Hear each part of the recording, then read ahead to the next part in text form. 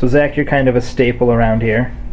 I guess so, yeah. I come around enough. You've become quite the regular at our store. Why? Why are you such a regular at our store? For Gorilla Games. For here. Well, I'd be lying if I said proximity didn't help in the beginning. Really close. But, I try to try out all the places around here, like the, for Magic, for video games, everything like that. But this place was a place that had, you get staff here that, actually, I feel like care about the things that they're working with. You care about the video games, you care about the Magic, stuff like that. I feel like the other places are just like, what do you want? Go, get out of here after that. So that kind of helped me stick around. Yeah. We like skirting our work and playing with you, right? Yeah, exactly.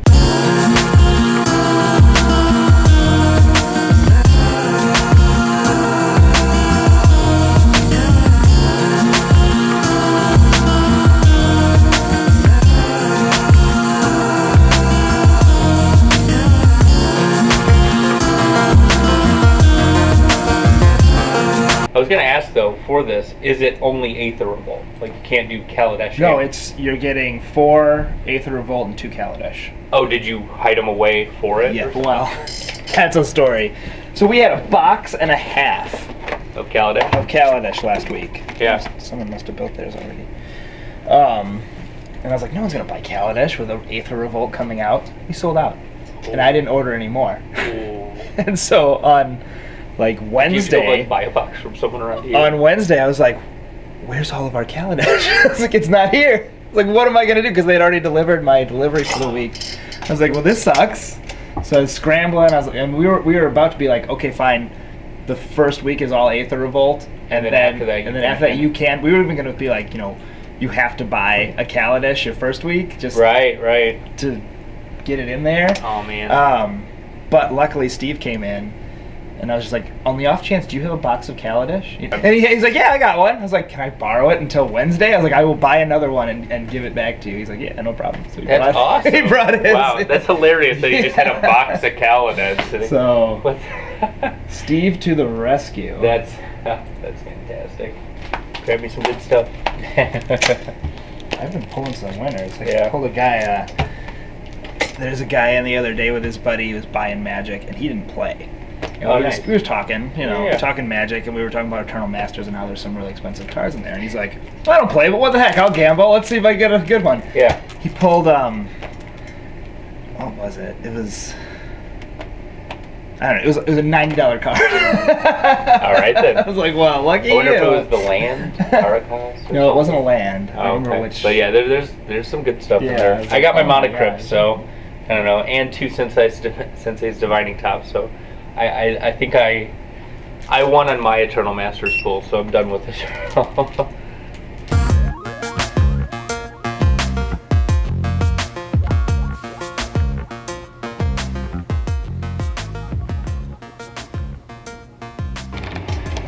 About to send a list of board games that Jay put together for the store here to our vendor, so they can tell us prices and stuff, and we can get an idea of what this venture might cost if we decide to go through with it.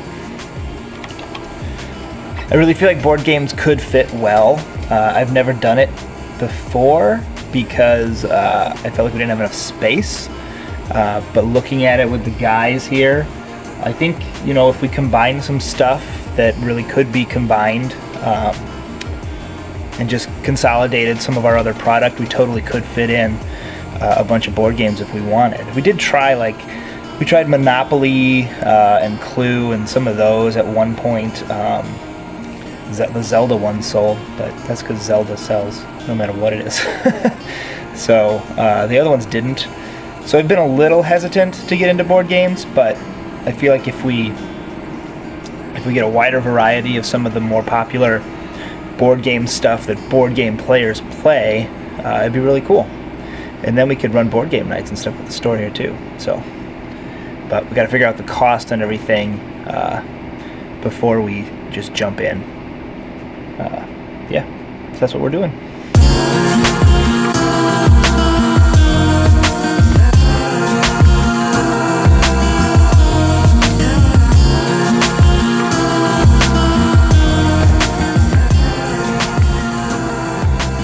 Game day. The forever coveted game day champion playmat.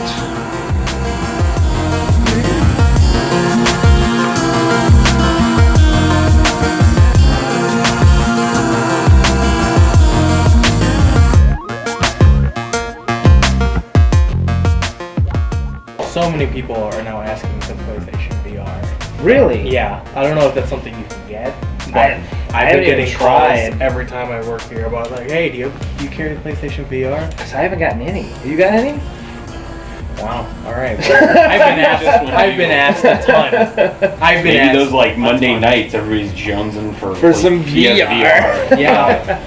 Because I mean, I shouldn't say I haven't gotten any, but I maybe one or two at the most, you know? Yeah. And it's super expensive.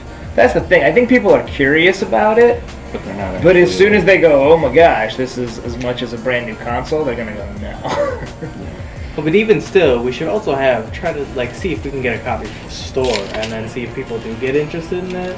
Yeah, I can look into it. I don't know. I've told you my feelings on VR though, but I can look into it. But it's really expensive, and it's gonna be really expensive for us too because it's hardware, and hardware they never sell us. I mean, it's just gonna be, if it's $600, it's gonna be $580 for us. You know. No problem. Have a good one. Bye. Because I mean, like, Jigsaw puzzles, that guy. Yeah. Now we need to get into jigsaw puzzles. well, take another thing off the list. That was another thing that they were talking about at one of the seminars I went to. Oh yeah. Where they're like, if you want to be like the jigsaw guy, it takes very little money to be the jigsaw guy. Like if you really wanted to. Really? Yeah.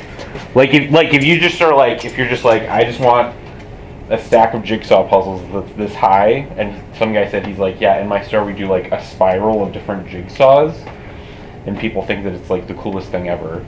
And he's like, and we just have more jigsaw puzzles than any other store. And he's like, so we're the jigsaw people. Right. But no, I like that concept. I never thought of that before. I mean, I don't want to carry disc golf, obviously. Sure. It needs to make sense in the store, for me anyways. Yeah. But that's an interesting concept. So what's something that fits with our clientele that you can't get readily or variety of in the area? Is there something we're not seeing? Do we need to be the dice people? Like, we just have an absurd amount of varieties of dice? I don't know how much dice they carry, but we do get calls a lot about dice. Yeah. And dice sets and stuff.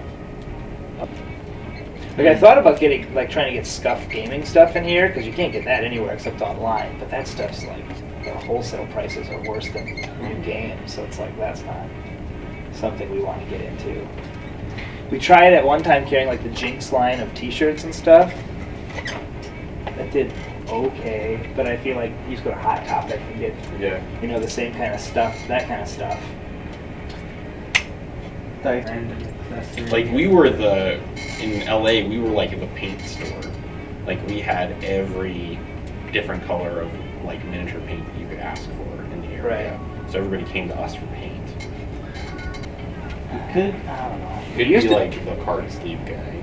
You could. I don't know what. Cool.